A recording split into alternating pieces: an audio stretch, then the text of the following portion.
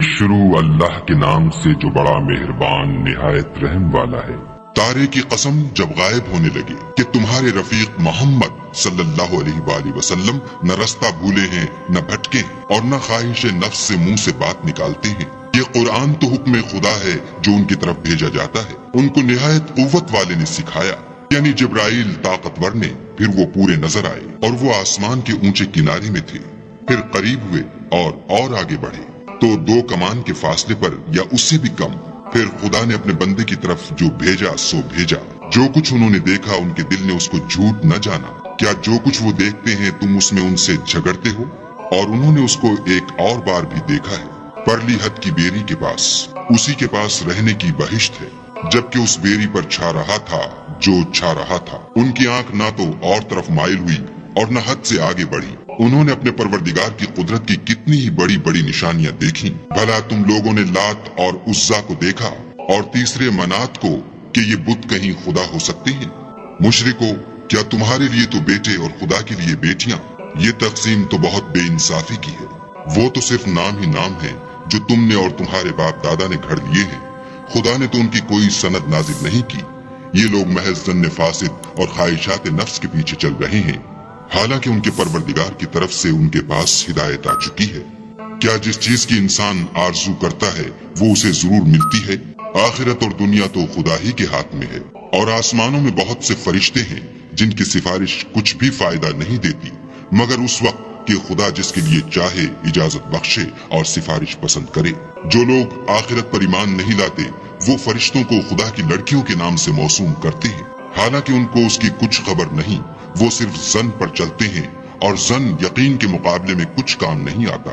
تو جو ہماری یاد سے روگردانی کرے اور صرف دنیا ہی کی زندگی کا خواہاں ہو اس سے تم بھی منہ پھیر لو۔ ان کے علم کی یہی انتہا ہے۔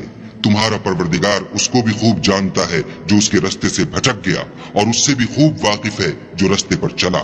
اور جو کچھ آسمانوں میں ہے اور جو کچھ زمین میں ہے سب خدا ہی کا ہے، اور اس نے خلقت کو اس لیے پیدا کیا ہے کہ جن لوگوں نے برے کام کیے ان کو ان کے اعمال کا برا بدلہ دے، اور جنہوں نے نیکیاں کی ان کو نیک بدلہ دے۔ جو صغیرہ گناہوں کے سوا بڑے بڑے گناہوں اور بے حیائی کی باتوں سے اجتناب کرتے ہیں، بے شک تمہارا پروردگار بڑی بخشش والا ہے۔ وہ تم کو خوب جانتا ہے۔ جب اس نے تم کو مٹی سے پیدا کیا اور جب تم اپنی ماؤں کے پیٹ میں بچے تھے تو اپنے آپ کو پاک صاف نہ جتاؤ۔ جو پرہیزگار ہے وہ اس سے خوب واقف ہے۔ بھلا تم نے اس شخص کو دیکھا جس نے منہ پھیر لیا اور تھوڑا سا دیا پھر ہاتھ روک لیا؟ کیا اس کے پاس غیب کا علم ہے کہ وہ اسے دیکھ رہا ہے؟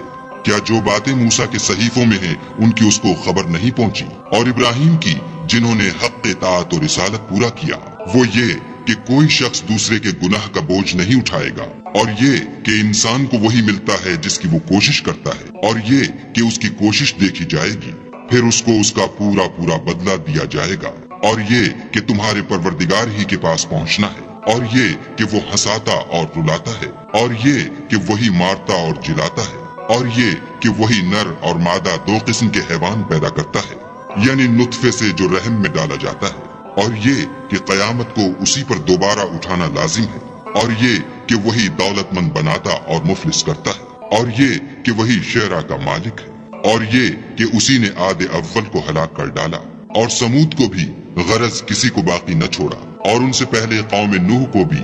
کچھ شک نہیں کہ وہ لوگ بڑے ہی ظالم اور بڑے ہی سرکش تھے، اور اسی نے الٹی ہوئی بستیوں کو دے پٹکا، پھر ان پر چھایا جو چھایا۔ تو اے انسان، تو اپنے پروردگار کی کون کون سی نعمت پر جھگڑے گا؟ یہ محمد صلی اللہ علیہ وآلہ وسلم بھی اگلے ڈر سنانے والوں میں سے ایک ڈر سنانے والے ہیں۔ آنے والی یعنی قیامت قریب آ پہنچی۔